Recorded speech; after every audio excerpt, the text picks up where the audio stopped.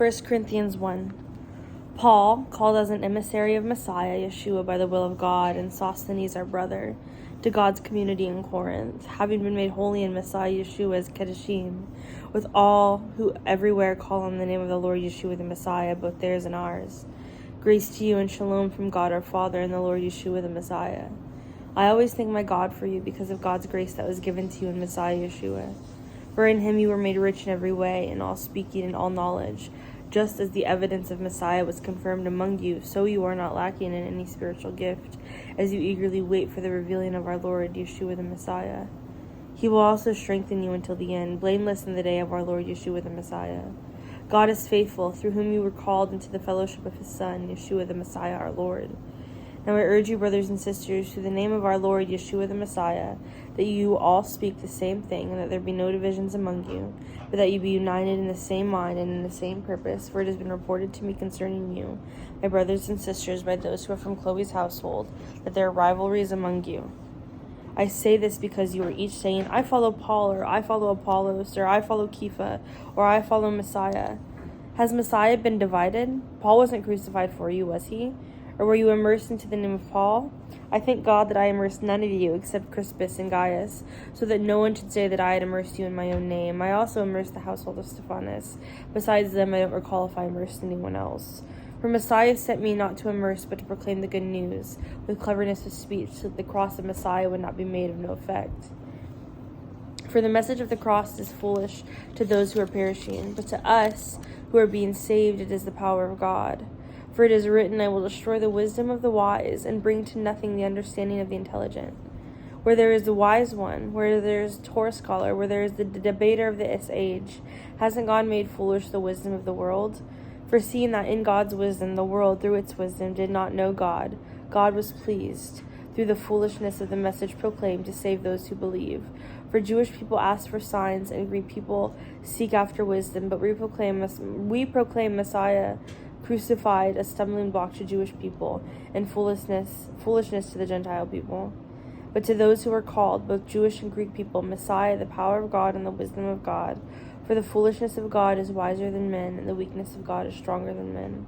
For you see your calling, brothers and sisters, that not many are wise according to human standards. Not many are powerful, and yet not many are born well. Yet God chose foolish things of the world, so that he might put to shame the wise. And God chose the weak things of the world, so that he might put to shame the strong. And God chose the lowly and despised things of the world, the things that are as nothing, so he might bring to nothing the things that are, so that no human might boast before God. But because of him you are in Messiah Yeshua, who became to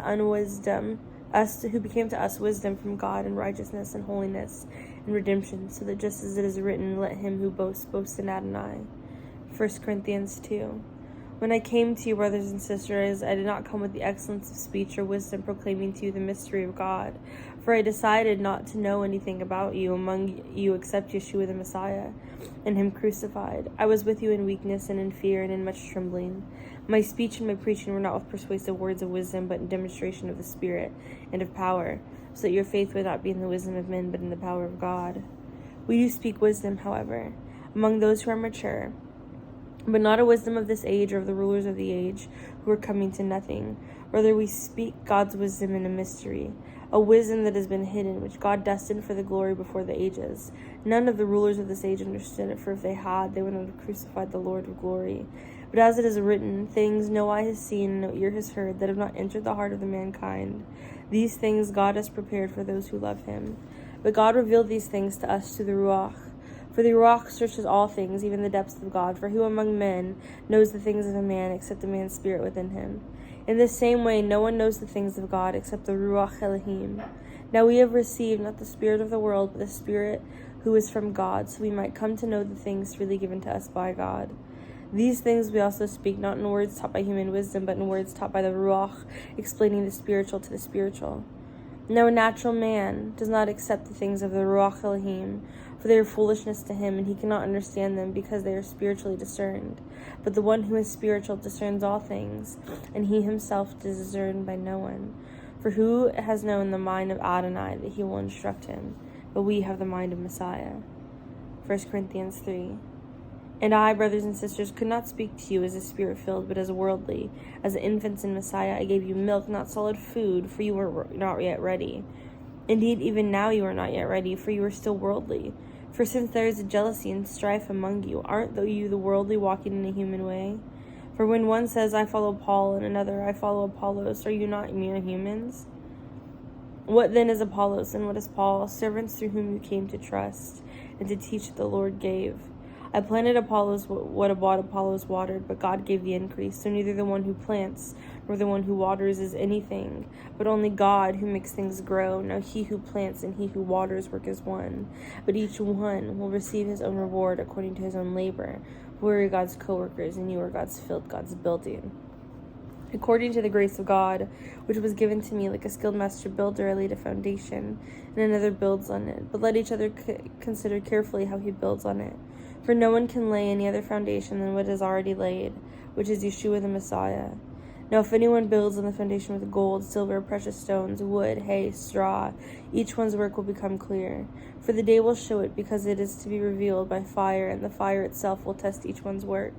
What sort is it? If anyone's work built on the foundation survives, he will receive a reward. If anyone's reward is burned up, he will suffer loss.